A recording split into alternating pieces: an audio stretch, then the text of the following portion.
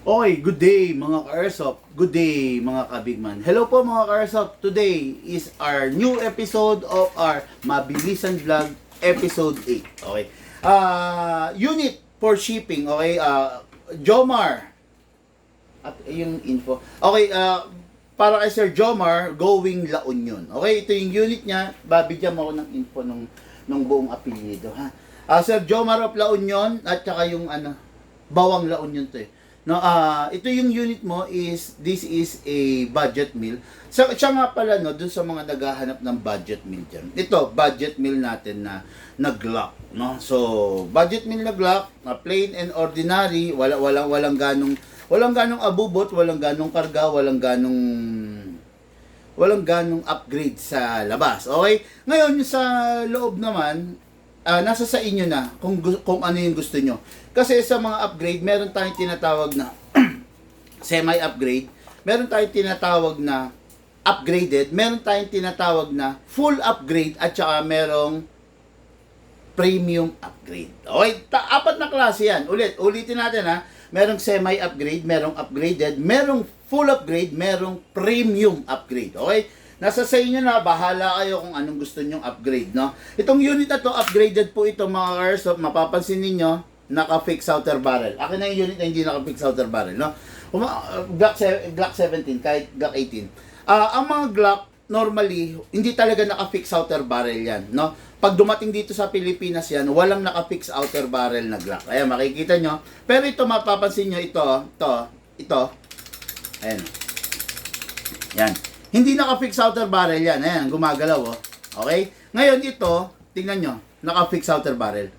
So, hindi siya gumagalaw. Kalugin natin, hindi siya gumagalaw, di ba? Pero pag ito, kinalug mo, ayan, tatandaan niyo to, ha. Kahit saan kayong pumunta, walang Glock na binebentang naka-fix outer barrel. Okay? Pag yung unit naka-fix outer barrel na, ibig sabihin, in-upgrade na yon. It's either kami ang nag-upgrade or iba ang nag-upgrade. Pero sa amin, ang pagkaka-upgrade talagang fix outer barrel. Okay, itong unit na to, naka-fix outer na, fix outer barrel na, naka-fine tuning na, naka-trigger job na, naka-hammer, half-up rubber, at saka naka-enhance into big bore nozzle. Kung mapapansin ninyo, W ito, Taiwan to, ito yung budget meal na Glock, no?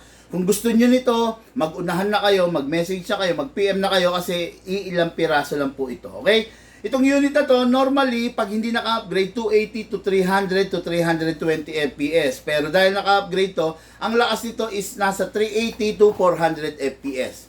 Ganong katindi, ganong kalakas pag naka-upgrade yung unit. Okay? Makikita nyo, plain and ordinary matte black. Okay? Walang ganong, hindi siya naka-optic sight, hindi naka-front, hindi naka-rear. As in, standard version lang. Okay? So, number 1, kailangan natin i-silicone oil ang ibabaw. Kasi bakit? Pag hindi mo inalagaan yung ibabaw ng Glock mo, ang mangyayari sa Glock mo is magiging ganito. Ayan, tignan nyo yung comparison. Nakikita nyo to, nauubos yung ibabaw while ito hindi pa kasi bago to. Okay? Tatandaan ninyo, pag hindi ninyo sinilicone oil ang Glock nyo, ganyan ang mangyayari sa ibabaw. Okay? So, ngayon, kunin natin yung unit.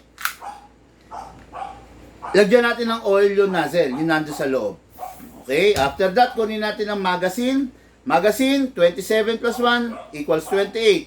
Ibig sabihin, 27 rounds ang maximum. Pero, ang recommended ko na ilalagay nyo lang na bala is 20 to 23 rounds only. Okay, press the valve, then spray. Green gas. Okay, then dito rin sa ilalim, spray. Okay, ayun na. So, meron na. Okay, ngayon, ang Glock, especially WE, especially yung mga China, especially yung mga budget meal, ang ginagamit lang na green gas is 12 kg.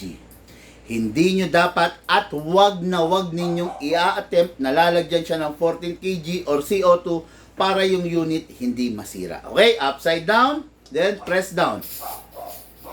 1, 2, okay, 2 seconds only kasi yung unit upgraded. Okay, pag hindi upgraded yung unit, maglalagay kayo 5 seconds. Pero dahil upgraded, 2 seconds lang. Okay? Bago tayo mag-firing, mga Airsoft, tatandaan ninyo itong itinetesting natin Glock. Okay? Glock na budget meal. Meron tayong Glock na high-end. Okay? Itong Glock na budget meal, kahit anong gawin natin, hindi niya kayang tumayo or tumindig doon sa Glock na high-end. Learn how to manage your expectation. Walang iniwan, no? Yung Mio, Yamaha Mio, kahit anong gawin niya, mas maganda pa rin ang Yamaha NMAX. Okay? Ganun yan, ha? Yung Toyota Wigo, kahit anong gawin mo sa Toyota Wigo, mas maganda pa rin yung Toyota Fortuner. Okay? Yung Mitsubishi Mirage, kahit anong gawin niya, yun na yun. Mas maganda pa rin ang Mitsubishi Montero. Okay? Ito, Glock 17 na budget meal, kahit anong gawin mo rito, hindi niya kayang tindigan at hindi niya kayang labanan ang mga Glock or mga 2011 na high-end model. Okay? Ito, budget meal para doon sa mga taong short lang ang budget. Okay? So, ngayon, reloader. Takin natin to. Lagyan natin ng bala rito. Okay? Dito, pump lang po. Mga Urso, pagpasensyahan nyo na kasi kailangan kong sabihin yung totoo sa inyo. Okay? Ako po yung tipo ng tao na hindi marunong mambola, hindi marunong magsinungaling. Sasabihin ko sa inyo kung ano ba yung binibili ninyong unit. No? Hindi ko pwede sabihin, okay yan, the best yan, ayos yan. Hindi ko pwede sabihin the best to. Kasi merong mas the best dito. Di ba? Kaya ang sinasabi ko sa vlog is yung totoo patungkol dito. Okay? Hindi ko sasabihin, bagay na bagay sa iyan. Bagay na bagay sa paggagamitin mo yan. Hindi ko sasabihin yun kasi, number one, paano kung hinahanap mo pala super lakas, hindi kayang ibigay nito. Okay? Saktuhan lang po ito. Okay? Pasok! Kasa! Ready to fire, mga Urso. Firing! Glock 17 Gen 5 Budget Meal Edition.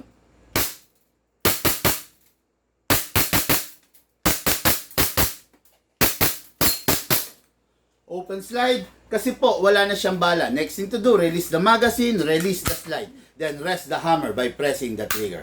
Thank you.